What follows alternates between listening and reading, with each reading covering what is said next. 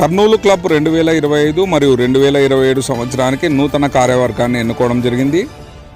ఎంపికైన నూతన సభ్యులతో ప్రమాణ స్వీకారోత్సవం ఆదివారం 9వ తారీఖు 11 గంటలకు కర్నూలు క్లబ్ నందు ప్రమాణ స్వీకారం చేయించారు.